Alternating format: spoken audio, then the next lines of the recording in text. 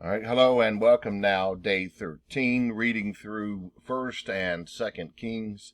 Today, chapters number 3 and 4.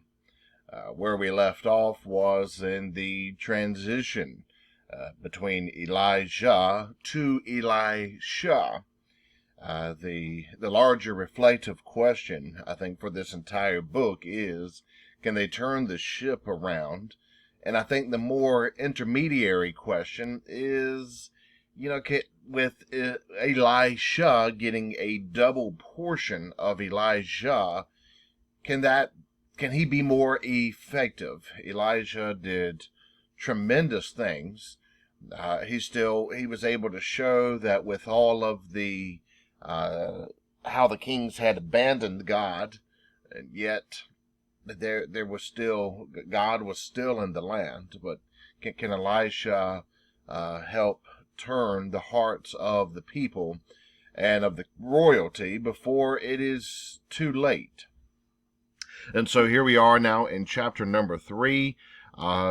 It's during Jehoshaphat's reign.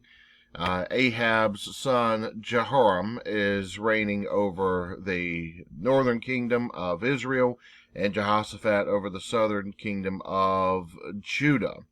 Now, Jehoram is a bad dude. We continue to hear these echoes out of most of these kings. He was bad, but he wasn't as bad as Ahab and Jezebel.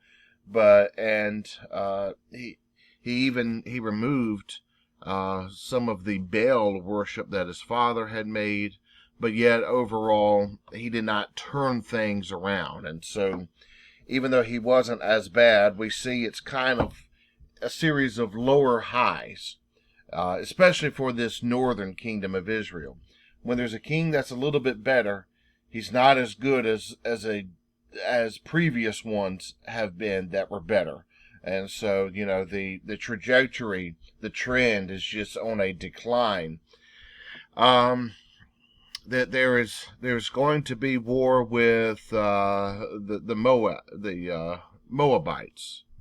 The Moabites had been defeated before. And so the king, Misha of Moab, had been sending a tribute to the king of Israel, to Ahab, of 100,000 male lambs and the wool of 100,000 rams, it says. Well, Ahab dies. The king of Moab says, I'm not doing this anymore. We're going to have to fight it out again. So, at times of war is when these divided kingdoms, the northern and southern kingdoms, Judah and Israel, would come back together when it served their mutual interest. And so, Jehoram is going to make a pact with Jehoshaphat to fight together in battle. But Jehoshaphat, being a much more astute king than Jehoram, and a much more godly, is going to realize, hey, we need to consult a prophet here. Throughout we see not every time Israel goes into battle, but even if it's not recorded, there's times when we know that it has happened where you consult with a prophet before battle. It makes sense. You have an eclectic advisory council. And even it's one of those things, if when you see various elements into some of the from the Greek age of war, they would consult with the prophet before going out to war, and it's kind of the same thinking. You're going to want to know what God has to say about this, and so Jehoshaphat says there is Elisha, and let's consult with him. And so I think this might be the first time anyone is consulting with a prophet in a positive way here in the books of 1st and 2nd Kings. They're going to go against Moab to fight, and the Moabites are going to wake up, and the sun's going to be shining on their water in a certain way. It looks like there's blood in their water. They think that maybe there's some kind of, there's the Israelites and maybe the of Judah, that they're fighting amongst themselves, their soldiers, and so the Moabites are gonna rise up to fight, and they are going to lose. And we go into chapter number 4, and here, to me, for our readings, is where it gets more interesting. Here is the development of Elisha as a character. There's separate narratives here in what we call pericopes in biblical studies. First, there's going to be this widow and her sons. Now, there's this widow, and remember, a widow is vulnerable in that society, except she has a son. Well, the problem is this woman, she has a couple of sons, but she's gone into debt, and she's not able to pay her creditor. Well, the result would be assets would be seized. She had two of the most prizeworthy assets in that of sons. And they must have been younger, under the age of adulthood. And this woman's sons were this woman's social security, her future. Legally, for the male head of household status, it was necessary. And also for them to be able to work and provide for her in her older age. Because she's a widow does not mean she's old now. She could be 25 years old and be a widow. We've talked about this. Life expectancy was, when we say Jesus at 30 years old, we tend to take that being young in our culture. However, in their culture, Jewish culture, 30 years old was that was the age of an elder. There was plenty who lived beyond 30 years old, well beyond 30 years old. However, that was actually a minority, the average life expectancy. And of course, this is somewhat reductionist when I say this, because you have different time periods, but about 27 years old. So at 30, you've lived beyond life expectancy. Anyway, so all of this woman, these sons are what she has, and the creditor is going to seize her sons, take them as slaves. And here is Elisha. What is he going to do? He's going to devise a plan.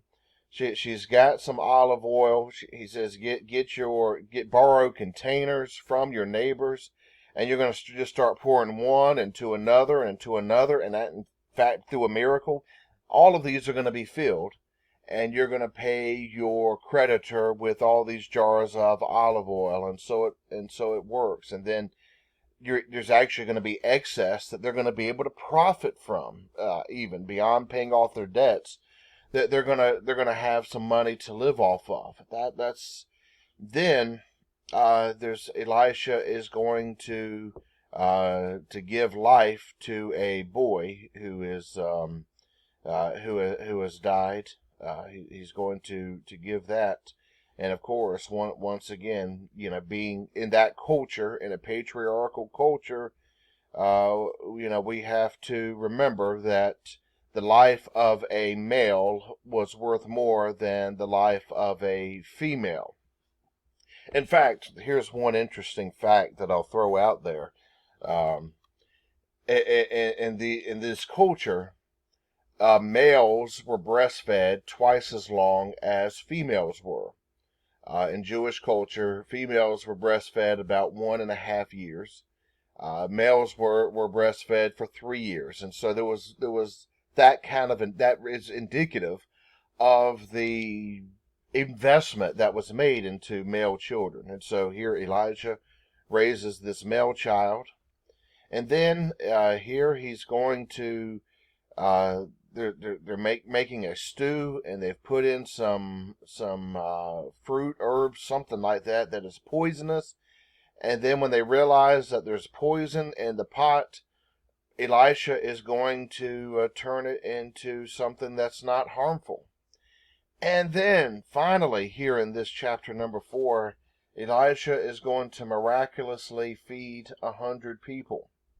Now, I said yesterday that it's particularly in Luke's gospel. All the gospels have this imagery of Elijah, Elisha, but particularly Luke's gospel is most conscious of this.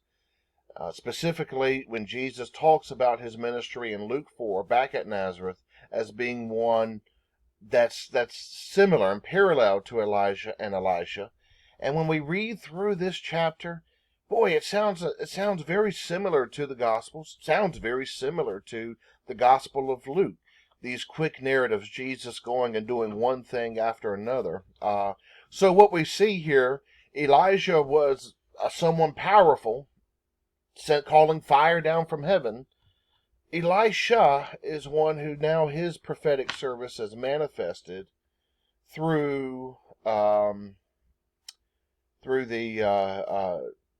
some benevolent care of people here, and so it's good to see something that feels a little bit better, that feels a bit more positive as we are reading through all this. Anyway, with that, I've gone a little bit over today, and so I'm going to call it quits here, and I will catch you again for tomorrow's reading. Thank you all for your participation in all of this.